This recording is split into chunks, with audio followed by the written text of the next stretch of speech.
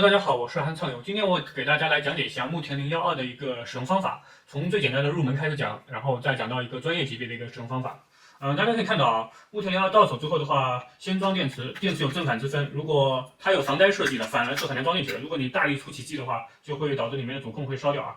然后它有两种模式，这样的话枪撞的话是相对舒服一点吧，也有笔撞的这样子，批量操作比较方便。然后大家可以看到这边有一个锁。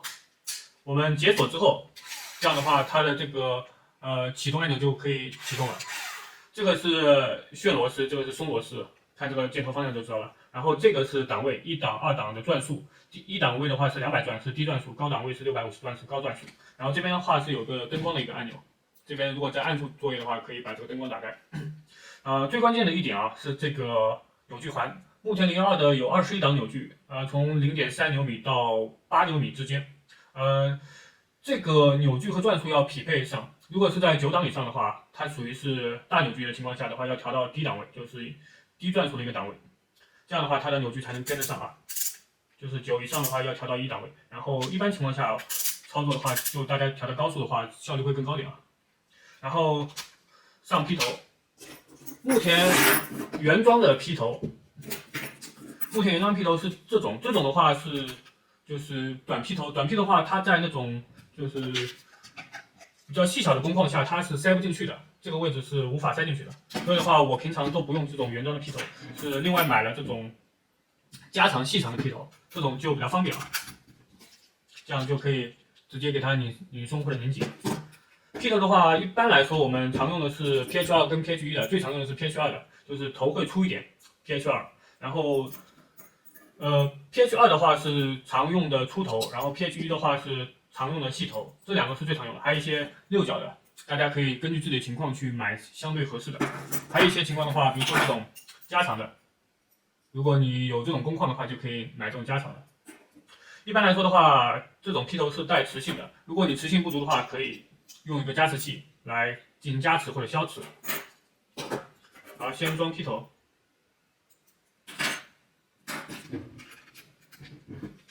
这样的话劈头就装上去了，把它提起来，然后把它压进去就可以了。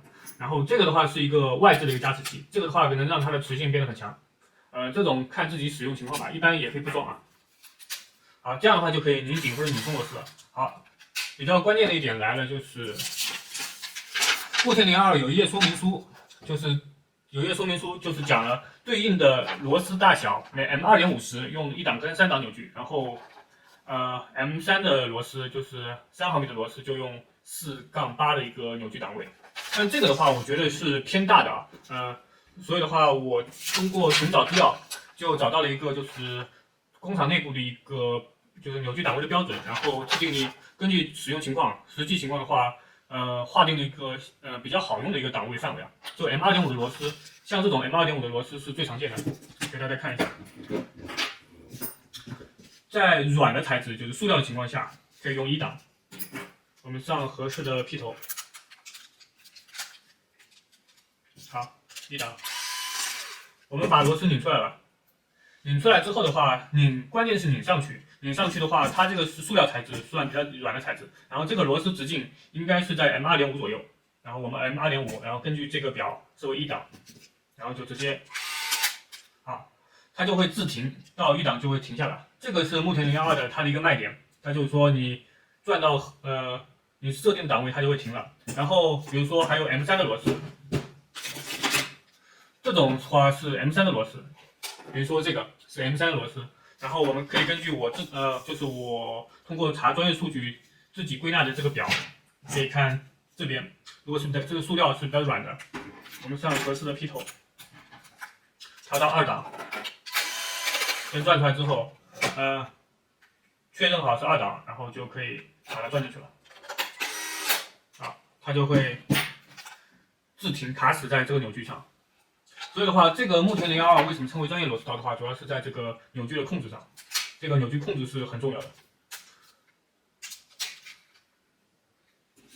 这个表格的话，大家可以自己截个图，或者我到时候发在评论区或者哪边位置就可以了。大家可以看一下这下面这个表格，把这个表格记住就行了。这是我归纳的一个一个表格。这个是说明书默认的，这个是我归纳的两个软的材料，比如说铝的，还有塑料的，就采用这个档位，然后硬的材料就可以采用这个档位。具体软硬的话，你们可以在这个范围之内调整，根据自己的实际情况来调整。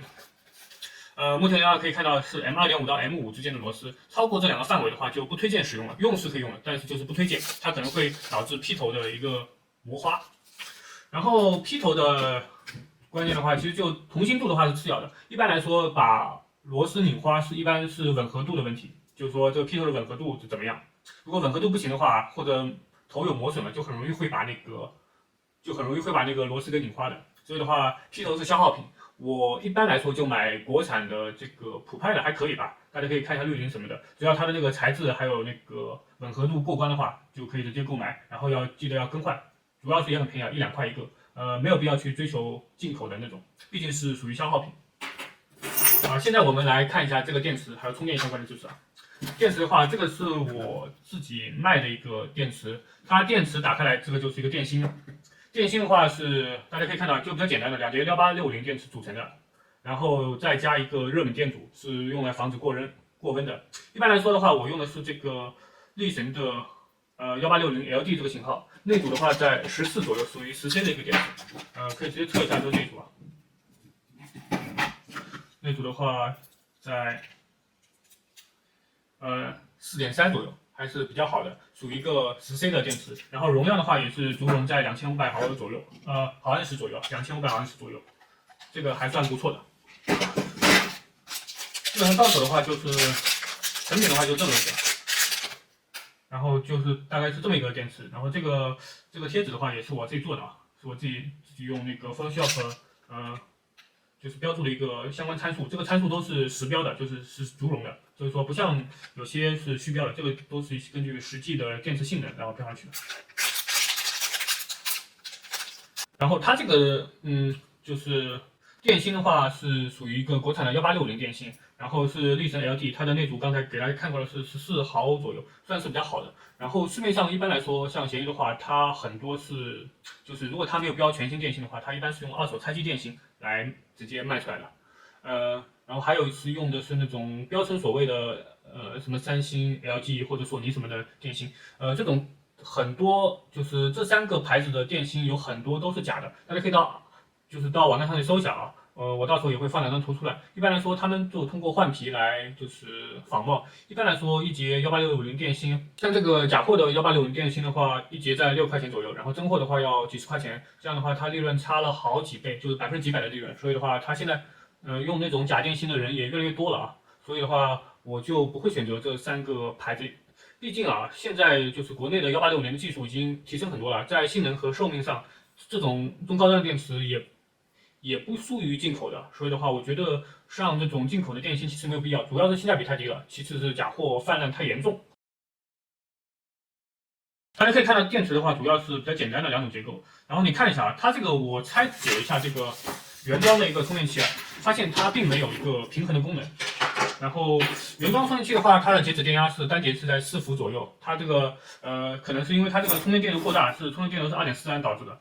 一般来说的话，原厂的是1.5安时的，0.5C 充电的话是0.75安左右。然后它这个电流的话有点大，就是超过了推荐的几倍了，所以它这个截止电压设的保守一点。它为了让性能就是让它的寿命和安全性提升，它只有4伏左右，所以它正常的安全的充满的电压是4.2伏。然后副厂的充电器的话，是充的电流是1.5安，会比原装的慢点，但是它的充的电量的话是在4.1伏左右，它就会2节加起来就是8.2伏，它这个8.2伏的话比原装的电量要多一点啊。然后它这个大家可以看到那个平衡功能的话，我拆解了一个原装充电器还有副厂充电器都没有带平衡功能，但是它这个保护功能的话是全部都有的，就是副厂的跟原厂的保护功能基本上是相同的。然后呢，它的主要是温度保护也是相同的啊。还有怎么让这个电池均衡呢？一般来说的话，其实只要配对足够好，它也不太需要均衡的。然后我在3、4年前的时候自己建模了一个均衡的一个工具，它就是一个3D 打印机的一个底座，就是这个底座的话是接了平衡角，然后通过毫模充电器来给它做均衡的。一般来说的话，我自己家用的话，一年充电的话也就充个2、3次电，因为它的续航实在是太久了，这个副厂充电器的续航实在是太久了，所以的话均衡的话，一般来说我感觉也没什么必要。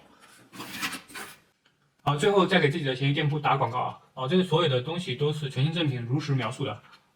如果有需要木田012或022的，可以直接搜我的 B 站的 ID，在闲鱼就能找到我了。如果视频有用的话，麻烦各位点个赞、投币、收藏支持一下吧。好，谢谢啊。